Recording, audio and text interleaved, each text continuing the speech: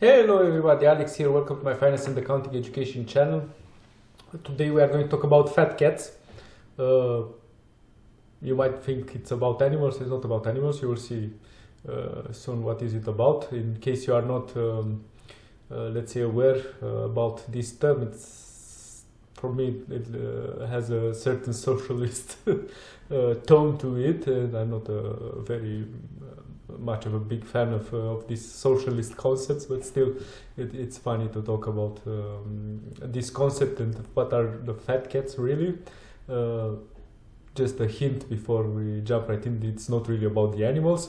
And before we jump right in, I'm going to ask you to subscribe to my channel, to hit the bell notification button, and you will never lose or you will never miss an update on my side. I do them quite regularly these days. You should expect new and hopefully interesting videos from me on Tuesdays, Thursdays, maybe Fridays and Sundays. With that being said, let's go right in. So we have today's topic is fat cats and if they are really worth it. We have the picture of a fat cat to illustrate from USA Today, but we are not talking about cats. Just as I have said, we are talking about CEOs. It's a term that describes in general people that are very, very rich and wealthy. However, let's say that the CEOs of companies, and especially the large ones and the ones that are also listed on stock exchanges and which are interesting for us as investors, are also considered to be fat cats because of their compensation packages. And before we go to a specific case and we have some more specific considerations, just a short reminder in case you didn't see it. It's a movie called Company Men from 2010, and what drew my attention, just as a warning, if you have followed my channel, you know that I'm far from being a socialist, but still this commentary that the character named Jack Dolan, a small entrepreneur in a renovating houses business, played by Kevin Costner in Company Men, so in 2010. This commentary I found very, very interesting, and it's still, I mean, it's food for thought, no matter how are you positioning yourself in the society. If you are more towards, let's say, social justice, social equity, or of a socialist person, or if you are more of a rights-oriented person, you believe more in the, let's say, in meritocracy, in basically succeeding through own efforts, and that life is a competition, and the one that learns the most and is more effective in the business, in the everyday life, and has the largest capacity to innovate and so on and so forth, should be or it's better compensated than the other ones. But this guy, which is himself a small entrepreneur in the business of renovating houses, so it's not like it's let's say a very poor person, unemployed or something like that. He says, you know, I was reading about your guy Salinger. Salinger is the CEO of a company, in the Globe the other day. It said he made 700 times what the average JTX, so this is the company, of course I think it's fictitious, it doesn't exist, has made last year. What do you think? Is Salinger has Salinger worked 700 times harder than the welder pounding hot rivets into a tanker hull all day? So I don't know exactly what's a rivet or a tanker hull is. Those are the big ships, but it's very, very technical. The idea is, while the CEO is making 700 times more the money of that the average employee is doing, if it's really ethical and socially just and so on and so forth. But let's say that this is fiction, and let's go to a real life example, which I found in an article from where else but CNBC. We are going to talk about the compensation of Mr. Tim Cook, the CEO of Apple. Now you might know Apple is one of the most famous companies in the world. It briefly reached a market valuation or market capitalization of 3 trillions, so at the beginning of January. In the meantime it dropped to 2.65. We don't know where it will stop. It will continue, the share prices will continue to fall for all the tech companies, or we have reached the end of this roller coaster and the prices will stabilize and maybe grow again. We don't know exactly where we are right now, but still it's very interesting to read about his compensation because, just as I have said, Apple is one of the largest companies, one of the most successful companies in the world. And in this article from January the 6th, we found out that Apple CEO Tim Cook received $98.73 million in compensation in the company's fiscal 2021 year. According to a SEC filing, so Securities and Exchange Commission, filing published on Thursday. The majority of his compensation comes from a stock grant valued at $82 million granted on the first day of Apple's fiscal year 2021 and hasn't vested yet. So first of all, I see that he's being paid in stocks, which is very good for a company, meaning that somehow the CEO is also interested in the well-being of the company, and the way that these compensations are structured, it's also important to keep the CEO interested in the well-being of the company over a long term. I'm linking right now a video about moral hazard, basically explaining all these things that investors are not the ones that are directly running the company, and if somehow the interest of the CEO and the entire board of directors and so on and so forth are not correlated with the interest of the investors, they might clash, and that's not very good for the company.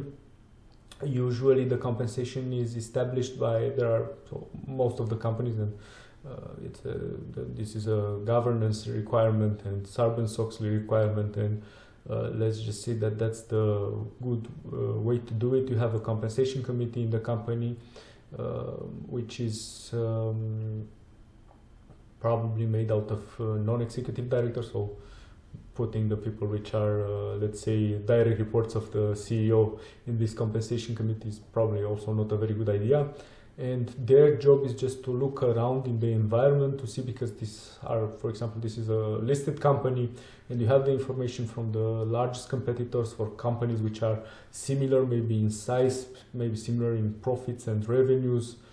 Sometimes it's hard to find proxies, especially for companies like Apple, and they are looking and they are trying to see what are the other CEOs paid, and then establish the appropriate remuneration. And of course the remuneration needs to be tied with the performance of the company. And if we just take one example, another very good example and classical is the Elon Musk, the CEO of Tesla. He's actually not paid with the salary but with the stock options, and the way he got so rich, basically the richest person in the world, I think he's still the richest person in the world, is just because the share prices grew so much, which I find totally objective, and it's okay. There is absolutely no rational way or how to, let's say, how to challenge this and to say that he's too rich and maybe he should not get that rich, and the ways through which he amassed such wealth are not very ethical, and so on and so forth. It was purely the market. The market decided, so the investors, individual or institutional investors, decided that Tesla is worth so much, and basically through buying shares of that company, they decided that he should also be the richest person in the world. So it's not, let's say that there is not that much challenge here. On the other hand, just as I was saying, a very important thing is to somehow try to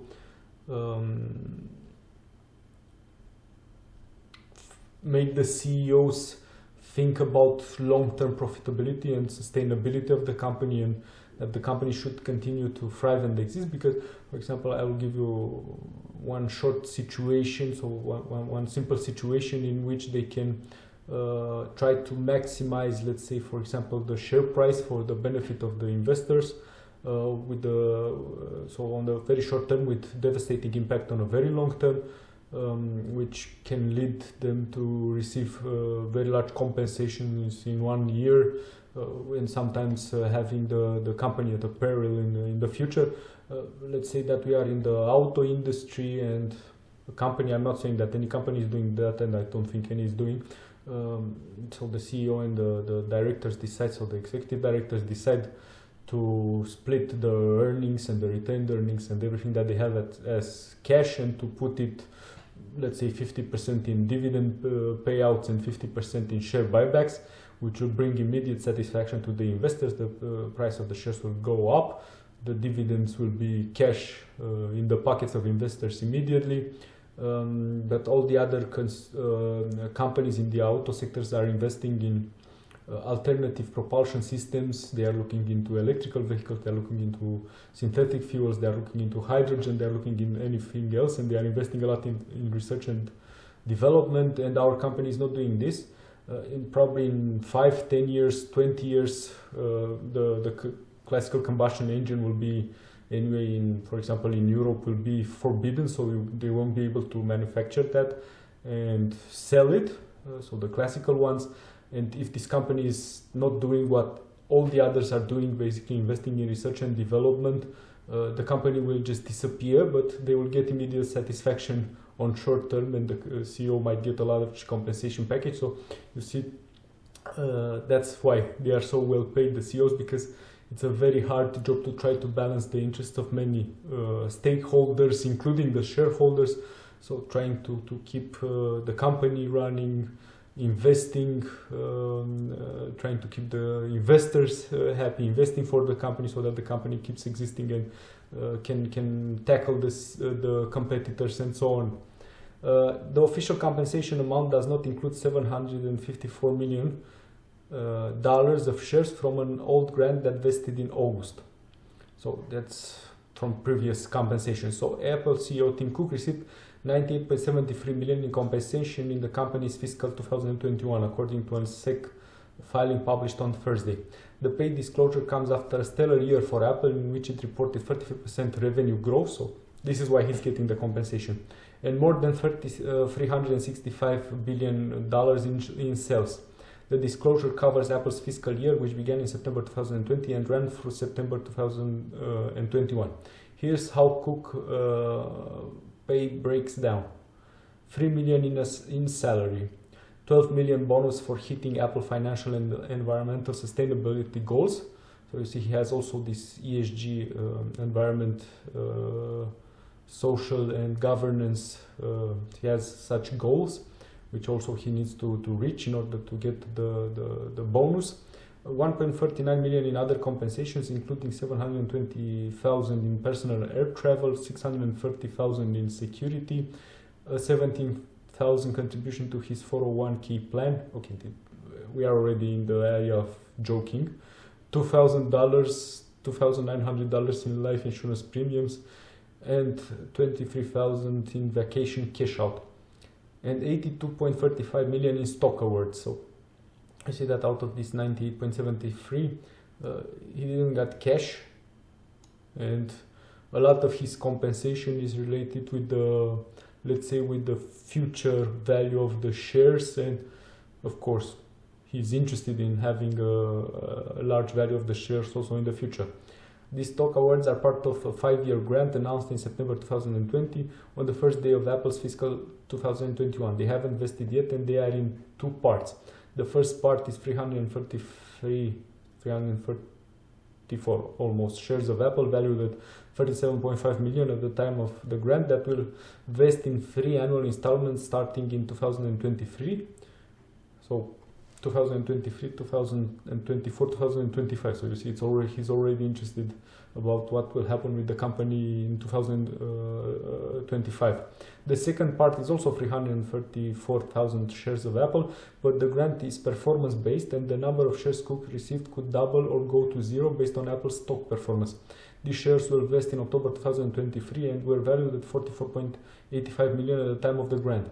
This share will also vest if Cook retires, although a compensation committee of the board, we were just talking about this compensation committee, which is fundamental, of the directors can stop it, according to the filing. It's been a remarkable decade for Apple, and in 2021, Mr. Cook was granted an equity award for the first time since he was promoted to CEO in August 2011. So you see, after 10 years, it's the first time that he's getting this compensation. I wonder what kind of compensation did he had before, probably not that good. Apple said in the filing, Cook's 2021 compensation does not officially include over 5 million shares of Apple that vested in August 2021, worth over 754 million at that time, according to the filing. Those shares were granted back in 2011, around the time that Cook took over as CEO. So you see that they were granted in 2011 and they vested in August 2021. So he was interested for 10 years to have the company perform that well in order to have them valued at 754 millions. In 2021, Cook's compensation was 1,447 times the median Apple employees' total compensation. So you see, it's not 700; it's actually 1,447. Median is not average employee, so median is let's say the person that has exactly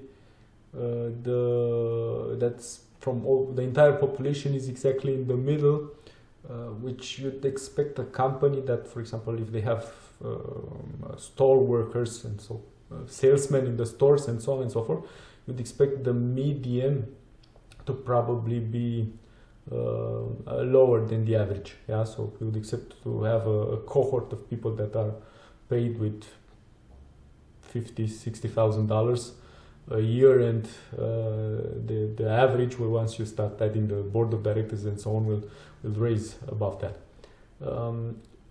Apple's employees' total compensation, they are actually giving here a number, so I'm talking nonsense while still having the numbers under my nose. $68,000.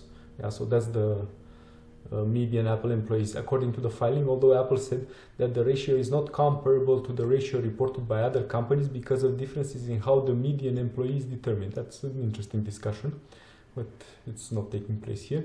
Cook plans to donate his fortune to charity, he said in 2015. Okay, he also doesn't want to retain it.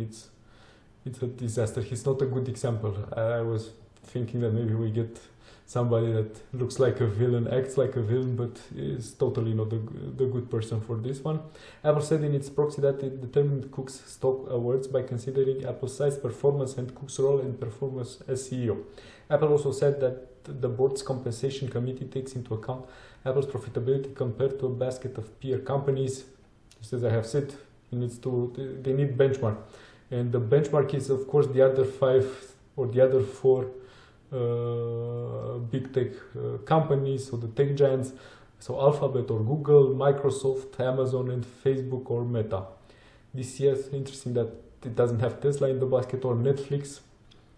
This year, for compensation purposes, Apple added Tesla to a secondary peer group of companies that have iconic brands and rely on significant research and development for growth. So for the next year, it will also take Tesla into consideration. An Apple representative declined to comment. Yeah, there is not that much to comment about.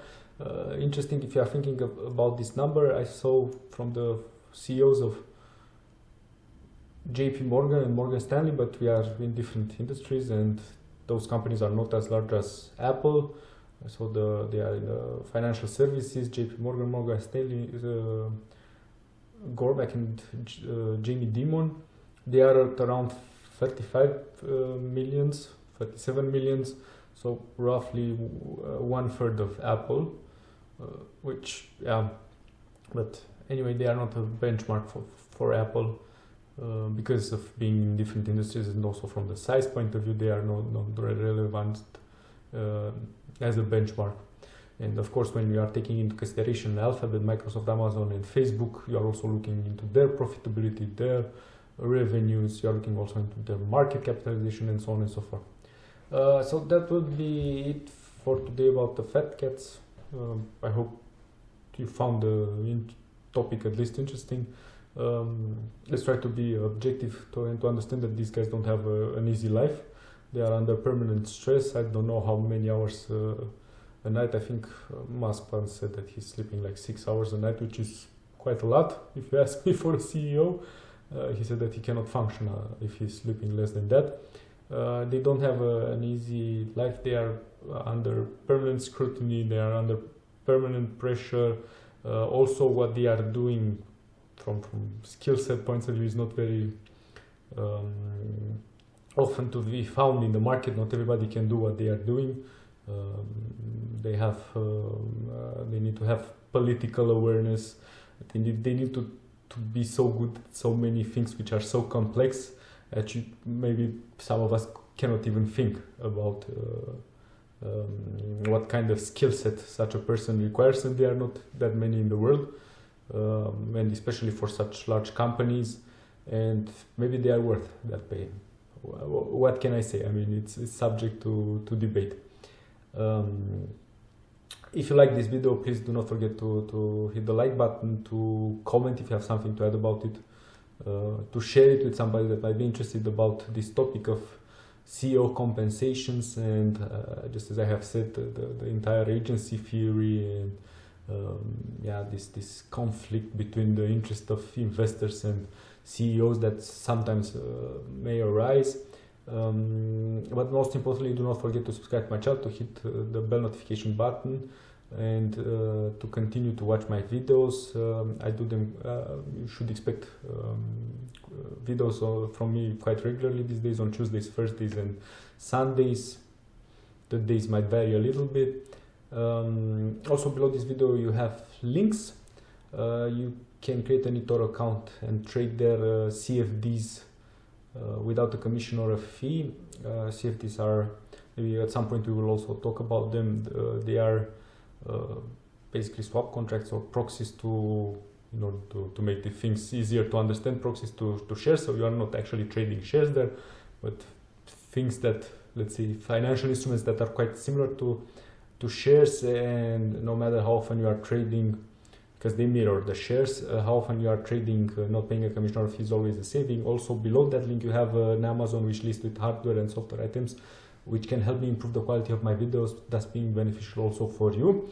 But let's just say that from financial point of view, that's the most inconvenient way for you to support me. The easiest way remains to subscribe to my channel, to hit the bell notification button, and of course to continue to watch my videos. Once again, my name is Alex Petrescu. Thank you for your time and patience today, and I look forward to presenting to you with the next opportunity. Goodbye!